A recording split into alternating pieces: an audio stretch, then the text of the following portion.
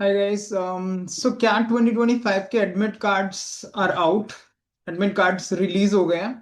And जो slot पहले बताए गए थे कि आप जाके अपनी एप्लीकेशन डाउनलोड करके अपनी शिफ्ट चेक कर सकते हो, वो शिफ्ट्स चेंज हो गए हैं।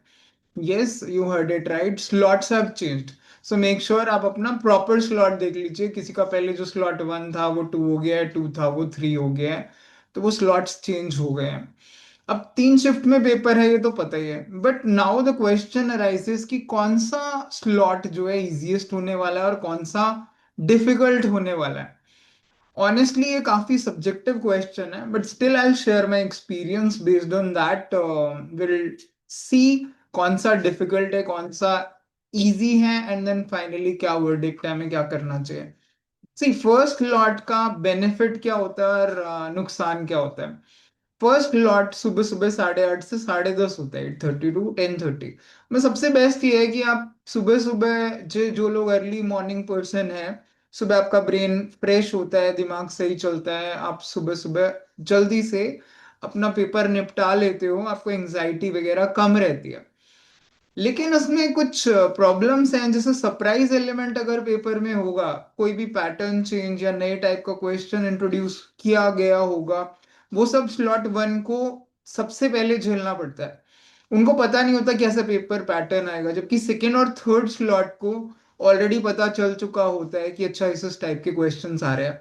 जैसे एक बार हुआ था कि 4 का मैन आ गया एलआरडीआई में, तो सेकेंड थर्ड स्लॉट को ऑलरेडी पता चल गया 4 का मैन है। तो उन लोगों ने ऑलरेडी देख लिया अच्छा 4 का मैन कैसे स्लॉट सॉल्व करते हैं, and they could easily solve that puzzle comparatively. तो जो सरप्राइज एलिमेंट है वो स्लॉट 1 के लिए ज्यादा इम्पैक्टफुल होता है, ज्यादा असर डालता है rather than other slots. But yes, ये भी है कि उसमें नॉर्मलाइजेशन उस चीज को केटर कर लेती है, so you should not worry about that. Second जो स्लॉट है आफ्टरनून, जो 12:30 टू 2:30 होता है, वो एक ठीक ठाक स्लॉट है, बिकॉज आप जब उठोगे आराम से तैयार व्यार होगे सेंटर पे पहुंचोगे तो आपके पास टाइम रहेगा। But second slot normally I have observed, second slot in general थोड़ा सा स्लाइटर डिफिकल्ट साइड पे होता है, थोड़ा सा डिफिकल्ट साइड पे रहा है, तो वो जो एडवांटेज है आपको, वो डिसएडवांटेज में बदल जाती है। So that is nullified somehow. वो वॉइड हो जाती है, वो जो एडवांटेज आपको लग रही है कि हाँ मेरा पेपर तो थोड़ा सेकेंड स्लॉट में आराम से सो के उठ के तैयार होके मैं आराम से पहुंच जाऊंगा। अब जो थर्ड स्लॉट है, मुझे लगता है उसमें ज्यादा प्रॉब्लम रहती है। वाई? क्योंकि वो स्लॉट जो है ना 4:30 टू 6:30 है। थर्ड स्लॉट का प्रॉब्लम क्या है, उसका पेपर तो ठीक लेवल पे रहता है, it's not very difficult, rather वो ठीक ही लेवल रहता है। ठीक है, सेकेंड से थोड़ा इजियर लेवल ही रहेगा, but the problem is anxiety factor. जो शाम तक का एंग्जाइटी फैक्टर है ना, वो बहुत ज्यादा हाई हो जाता है, आप वेट कर करके थक जाते हो। अगर आपको पता है आपका वाइवा है या इंटरव्यू, आपसे पहले 100 लोग बैठे हुए हैं, वो इंटरव्यू दे रहे हैं, तब आपका नंबर सपोज करिए आता है। तो यार जब तक आपका इंटरव्यू हो ना जाए, जब तक आप परेशान तो रहोगे, आप पूछते रहोगे अच्छा कैसे क्वेश्चन आए क्या रहा।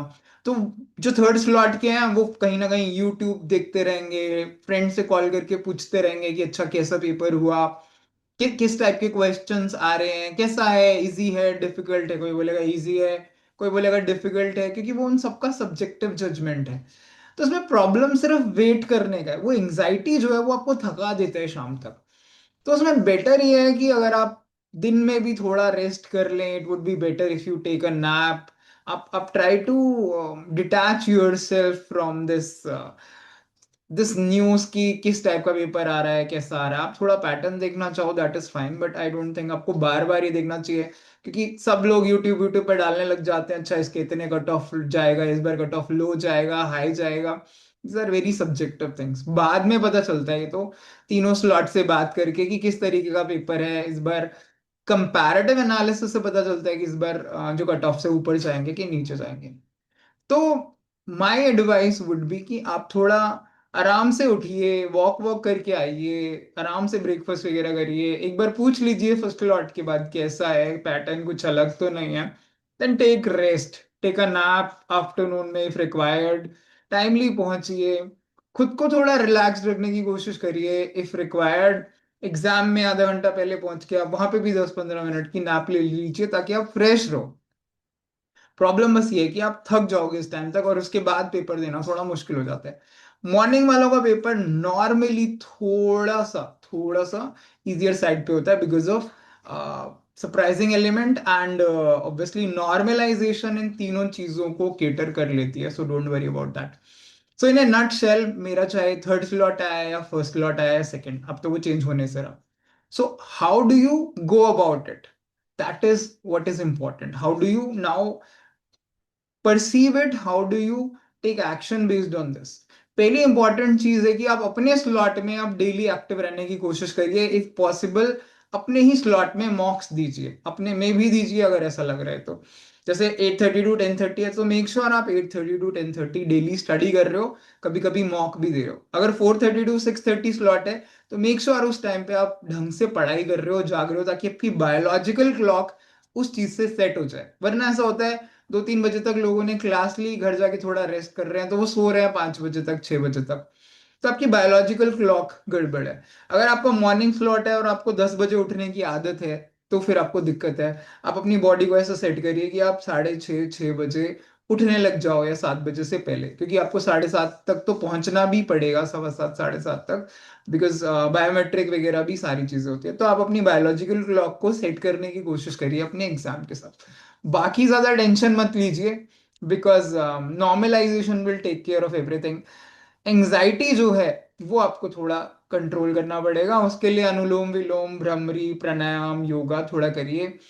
Try to relax yourself. अरे यार मेहनत करिए, अब जो होगा देखी जाएगी, ज्यादा टेंशन मत लीजिए, ठीक है? So all the very best guys.